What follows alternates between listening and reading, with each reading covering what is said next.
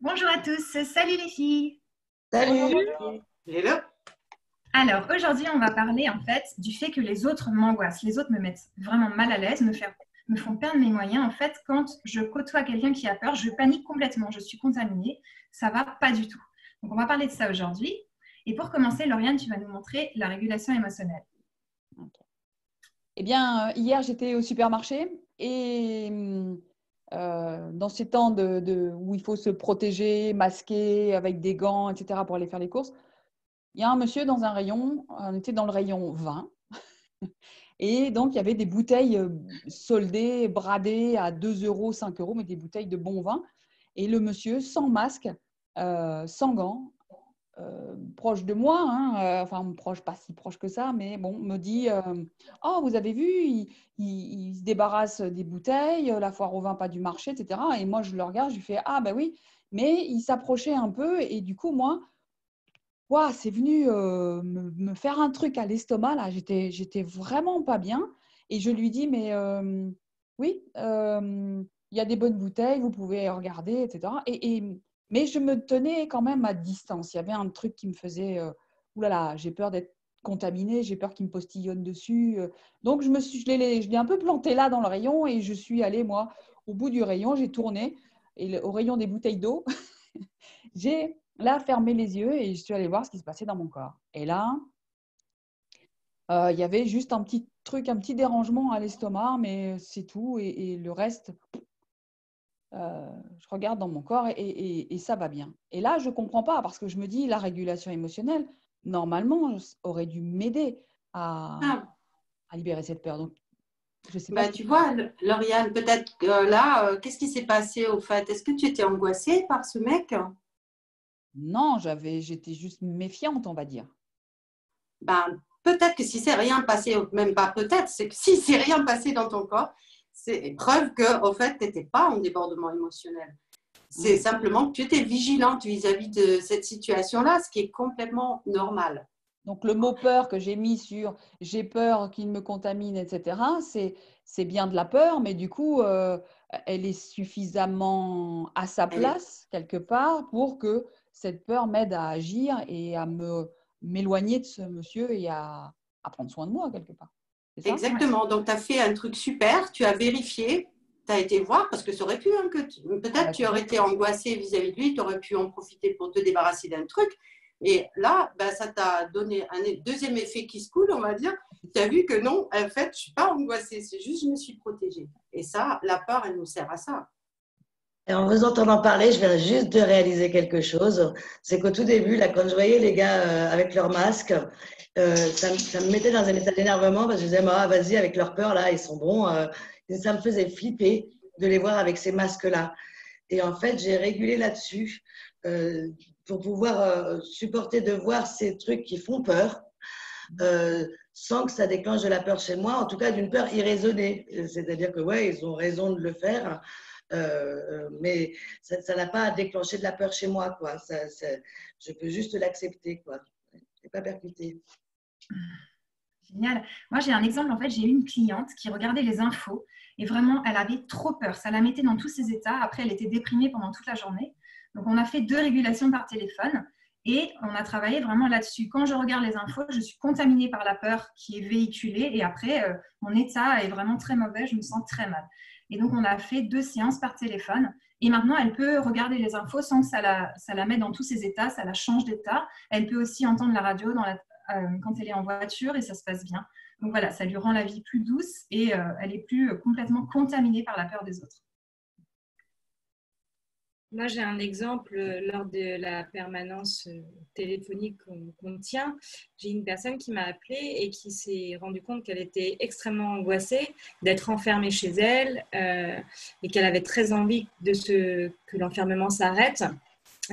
Sauf que sa patronne lui a envoyé un mail lui disant bah ouais, mais en fait, pour toi, ça va être compliqué. On va garder le télétravail parce que tu fais partie des personnes à risque.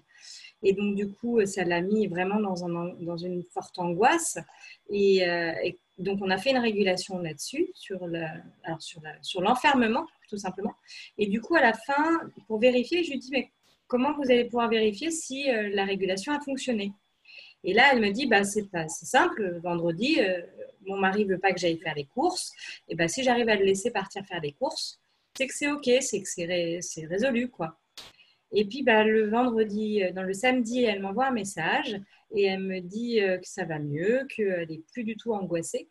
Et du coup, je lui pose la question, je fais, du coup, vous avez réussi à laisser partir votre mari faire les courses? Et elle me dit, ah non, non, non, j'ai fait l'inverse. Au contraire, je lui ai expliqué que je pouvais tout à fait aller faire les courses. Et elle me dit, j'ai été faire les courses et j'ai senti la liberté et c'était vraiment extrêmement agréable. Voilà. Donc, c'est un chouette exemple parce que du coup, en fait, ça montre que finalement, il y a la peur des autres, d'être contaminé quand on est à risque, mais qu'avec la régulation, on prend aussi du coup on revient acteur de soi et du coup, on peut choisir, on peut faire le choix vraiment de j'y vais pas et pourquoi j'y vais pas en fait. Ouais, ça me fait aussi penser à une de mes patientes qui m'évoque une situation où finalement son mari actuellement est dans une situation compliquée financièrement et au niveau du travail et qui du coup il déclenche des angoisses et des stress et c'est pas la peur d'ailleurs son problème, c'est l'angoisse, c'est qu'il s'énerve sur elle, c'est qu'il agit sans même se rendre compte de ce qu'il fait, c'est qu'il pète un plomb et du coup chez elle ça déclenche du stress, la réaction qu'il a d'angoisse déclenche chez elle de la peur. Et donc, elle essaie de le calmer et c'est encore pire, quoi. Et là, elle a travaillé sur qu'est-ce que je vis moi quand je le sens, lui, dans un état de stress. Et en régulant, elle a pu trouver quelque chose de beaucoup plus juste pour pouvoir continuer à l'accompagner parce que finalement, ce qui l'intéressait, c'est de pouvoir soutenir son mari qui est auto-entrepreneur et de sentir son angoisse, déclencher de l'angoisse chez elle.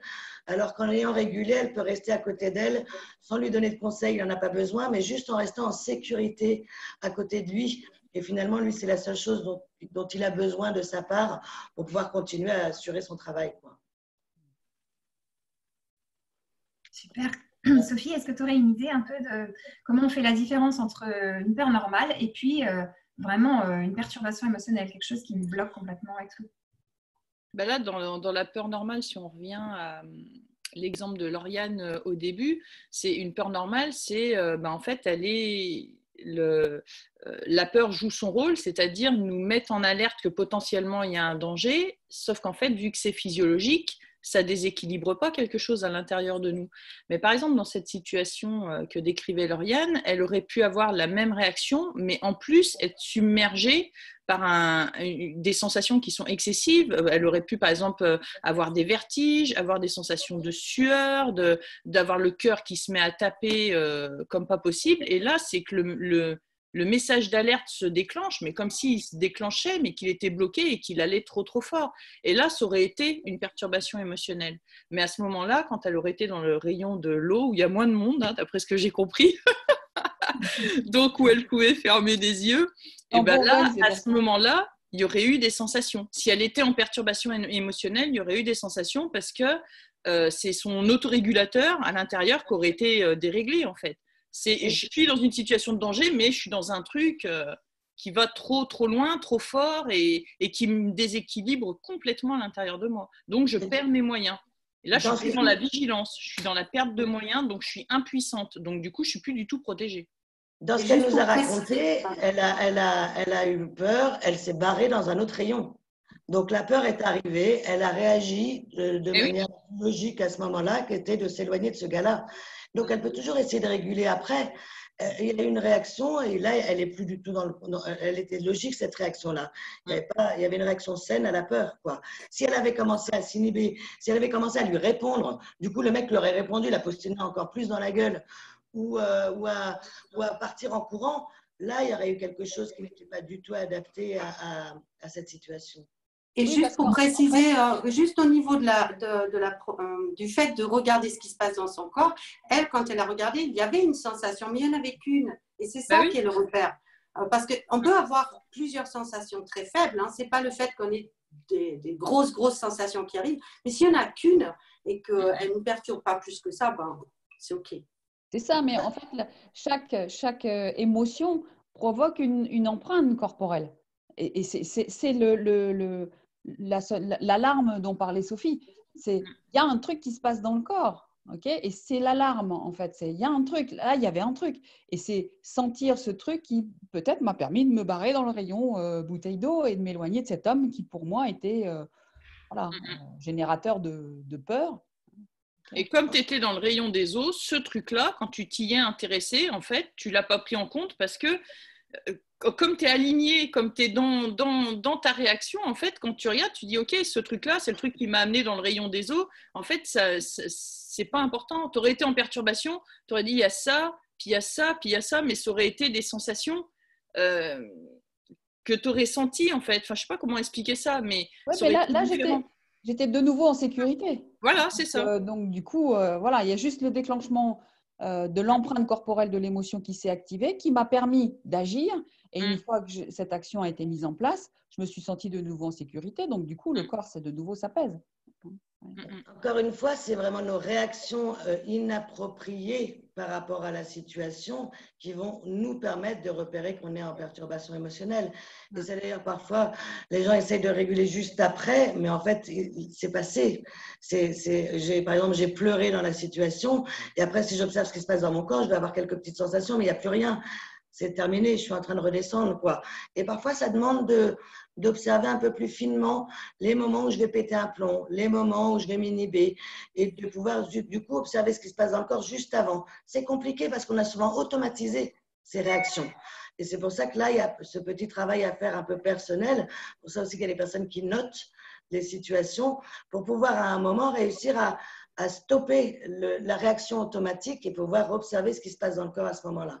Mais c'est peut-être parce que j'ai l'habitude de pratiquer très souvent et très régulièrement la régulation émotionnelle pour moi, à titre personnel, que j'ai senti peut-être aussi cet inconfort physique à l'estomac où j'étais pas bien. Sinon, je serais peut-être passée à côté et comme dit Sophie, je me serais de nouveau laissée envahir par les sensations et je me serais laissée embarquer. Et du coup, l'émotion était embarquée et le comportement avec, quoi. J'aurais peut-être insulté cet homme en lui disant mais vous ne pouvez pas mettre un masque quand vous me parlez au lieu d'aller dans le rayon haut. Tu peux expliquer, Maëlys, ce que tu parlais de réaction automatisée? Moi, j'ai compris, mais je ne suis pas sûre que tout le monde ait vraiment compris ce que tu avais voulu dire. Pourquoi quelque chose me stresse, je m'énerve. C'est automatique. Je pense là à une patiente qui me disait, moi, de toute manière, dès qu'il y a quelque chose qui me stresse, je me mets à pleurer. Et c'est automatique. Et donc, elle a commencé à travailler en régulation sur elle-même en situation. Mais au début, je lui ai dit, qu'est-ce qu'il y avait comme sensation? Elle me disait, des larmes, et après, le cœur qui battait, et après, des tremblements. Mais c'est tout, pas d'autres sensations. Parce qu'en fait, elle se plaçait juste après qu'elle ait mis en place une action pour décharger la sensation désagréable. S'énerver, ça décharge. Pleurer, ça décharge. Justifier intellectuellement le pourquoi du comment, ça décharge. Et du coup, ça ne sert à rien parfois d'essayer de le faire après quand ça a déchargé. Mais on est tellement habitué, c'est un peu ce qu'on trouve dans les TOC. La personne, elle a complètement automatisé sa réaction et il y a un petit travail à faire pour réussir à faire une rupture entre l'émotion qui arrive et ma réaction automatisée. Si en plus je suis dans une famille où tout le monde pleure à chaque fois qu'il y a un problème, où tout le monde gueule à chaque fois qu'il y a un problème, je ne me rends même pas compte que c'est une réaction inadaptée. Donc voilà, repérer mes réactions inadaptées et puis petit à petit réussir à arriver juste avant que je me mette à pleurer, juste avant que je demande à l'autre de se calmer, peut-être aller voir ce qui se passe, sûrement aller voir ce qui se passe dans mon corps. Ok, justement Maëlys, est-ce que tu peux nous réexpliquer comment on fait la régulation? Oui, alors je n'ai pas du tout préparé parce que ce n'était pas le thème d'aujourd'hui, mais ça m'a fait écho de situations où voilà, une personne qui est avec son conjoint, et puis le conjoint il dit ah c'est dégueulasse la maison, il faut ranger là, ça va pas, c'est le bordel là, faut que tu ranges. Vas-y, moi j'ai autre chose à faire là, c'est pas le moment. Ah bah ouais, moi aussi j'ai autre chose à faire, moi aussi je travaille, donc vas-y, c'est pas normal. Et donc là ça commence à monter, on a envie d'envoyer bouler l'autre, voilà, où on a envie de péter un câble quoi. Et là on peut fermer les yeux avant de faire ça, avant de s'énerver, de fermer les yeux, d'observer ce qui se passe dans son corps. Si on le fait juste à ce moment-là, je peux vous assurer que les sensations, vous allez les sentir. Voilà. Moi, personnellement, assez classiquement, me vient j'entends mon cœur qui bat. Et là, quand j'entends mon cœur qui bat, je me dis non, là, il y a vraiment un truc parce que mon cœur bat tout le temps et je n'entends jamais normalement. Donc, si quand je ferme les yeux, j'entends mon cœur qui bat, c'est qu'a priori, il y a quelque chose de fort, quoi. et j'observe les autres sensations. Ces sensations, je vais les laisser se transformer, bouger un peu dans tous les sens jusqu'à ce qu'elles se calment. Et puis là, on va pouvoir ouvrir les yeux et puis ben, on va peut-être tout simplement ne pas réagir à l'énervement de l'autre ou réagir en restant concentré sur le thème précisément du ménage et pas sur l'énervement, quoi. Voilà, un exemple. Ok, super, génial. Merci beaucoup. Donc, on vous encourage vraiment à réguler vos perturbations émotionnelles. Quand vous sentez que vous avez un comportement agressif, quand vous voyez que vous fuyez, que vous vous sentez inhibé, que vous prenez le contrôle sur autrui, ça peut être un signe justement que vous êtes en perturbation émotionnelle. Donc, vraiment, observez-vous et fermez les yeux le plus possible. Et si vous avez besoin d'aide, on est là aussi par téléphone. Donc, demain, on accueille Didier Godot qui va nous parler justement comment on libère ses perturbations émotionnelles, ses peurs, ses angoisses, ses phobies et tout ça. On se réjouit de l'accueillir. À demain. Au revoir. À demain. Au revoir.